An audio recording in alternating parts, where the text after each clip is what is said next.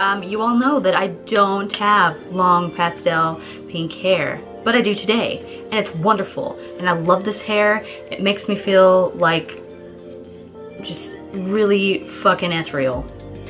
So that is what I'm gonna talk about today. I'm gonna talk about wigs. Yeah. Now I'm pretty new to wigs. Like I just got into them last year, I think. I think around the summertime is when I decided that I really wanted to buy some because I was going to be participating in the 31 Days of Halloween makeup challenge thing. And so I wanted different hairstyles to wear with these different looks. So I bought a wig and fell in love with it, and then I bought 2 more because they're amazing, and I'm actually really disappointed in myself that I didn't jump on the wig train sooner. So yeah, so I'm going to give some tips and tricks from the things that I've learned. I only own 3 right now, but I plan on getting more. I really wanted to get my bearings with the 3 that I had before I invested more money into more wigs. The one that I'm wearing, I got this one from Trendywigs. They're all over Instagram, and I've kind of just, a lot of the people that I follow have tried out their wigs, so I wanted to try them out, and they're fairly cheap. The wigs, it's a pastel pink. I believe the model is called Sakura, and I really like it. I'm gonna go ahead and take my hat off just so I can show you where the roots are. I didn't do anything with my parting space or blend it in at all because I'm wearing the hat. And it's not glued down, but it does have dark roots. I prefer the wigs with dark roots just because they're easier to blend in with my hair and they look a little bit natural on me, so that's just a preference thing. You don't have to get one with dark roots if you don't want to. It's whatever you do. I am hoping to invest in some that don't have roots just so I can see what they look like. This one also does have the clips. It has a clip in the center and 2 clips on the side. I also got this blonde one here from Trendywigs as well. I'm just gonna use it to show you the inside.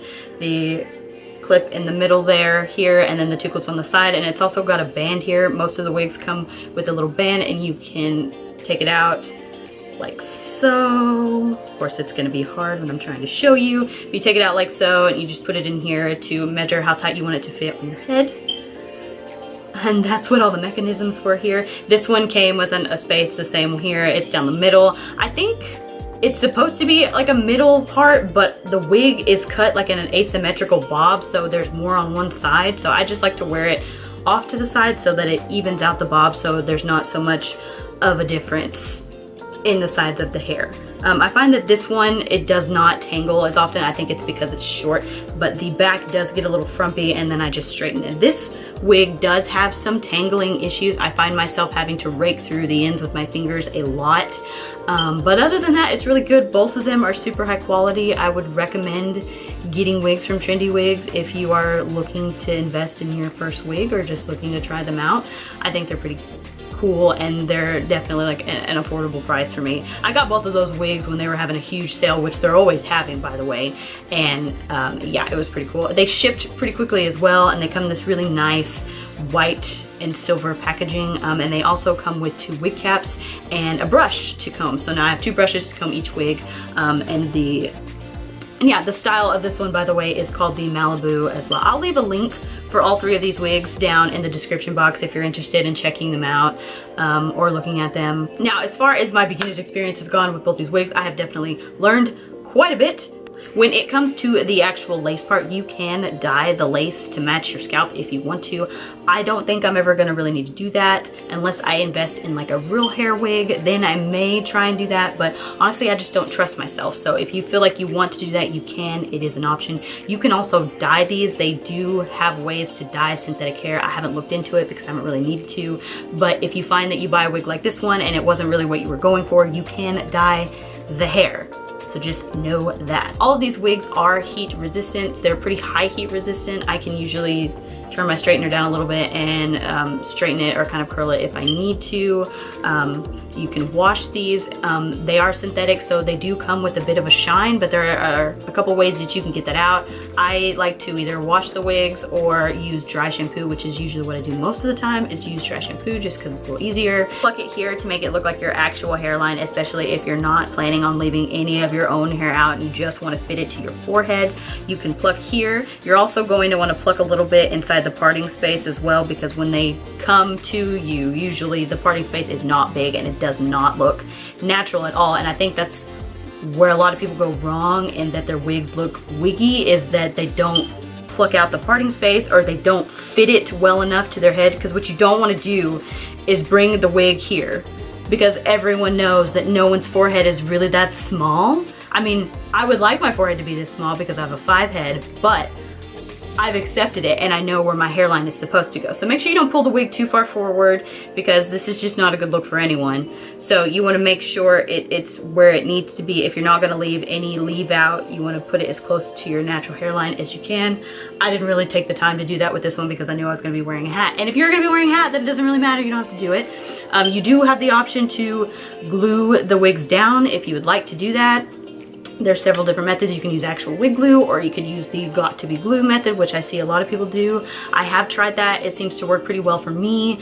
I did cut baby hairs in this wig, and so I've glued the baby hairs down with the got to be glue as well as the actual wig, and it lasted pretty much all day like I needed it to. Like I said, I did cut baby hairs in this one, so if you want to go for a more natural look, you can cut kind of like little wispier hairs or shorter pieces. You can always cut off the ends of the wig if it's too long or it's not really to your liking. So there's a lot that you can do with one wig, which is really cool, that I didn't know that I picked up on. As far as the parting goes, once you pluck it, you can always go back in with a concealer that matches the color of your scalp and put a little bit on the line and match it up to where the part you lined it. So if I was going to leave some of my hair out, I would just pull this back to where my actual parting space is here. This is my actual hair, and you can pull it back. Then you can just take some concealer and run it through here, and then kind of powder back through it, and it'll look more like your natural scalp.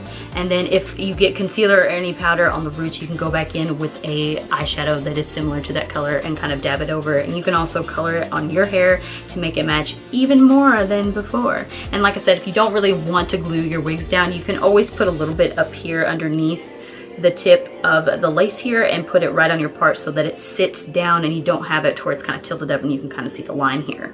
Boom, boom, boom. Now, when you go to put the wig on, you're gonna wanna put your hair up. I find that with people who have really long hair, it looks the best if you braid it and get it as flat as possible to your head. My hair is pretty short. I think it hits me about my collarbone, so I kind of can just pull it up into the wig cap, and it doesn't really cause me too much of problems. If I am going to be wearing a hat of some sort though, I do braid it closer to the nape of my neck so that the hat can go straight across without there being any weird bumps. But the whole point of that is just you want to make it as flat as possible so that the wig lays naturally to your head. Also going to want to make sure that if you do decide to pluck the part, that you do it very slowly and very carefully. You want to set aside some time to do this, because if you rip the lace, it's over. You could probably still use the wig, but it's not going to look as good as it would have if the lace was intact. And if you rip too much of the lace, then there's just gonna be a giant hole there and it's not gonna work. And the knot, which is where the hair is tied in to the lace, it's just gonna fall out, and it's just, no, it's all right. And lastly, I just wanna say that if you are going to get a wig and you're really hesitant on it, just go ahead and do it, because I waited a long time to try out wigs just because of the sheer fact of like what people might say, or just, you know, like the whole stigma behind wigs anyway, of the reason why people only wear them.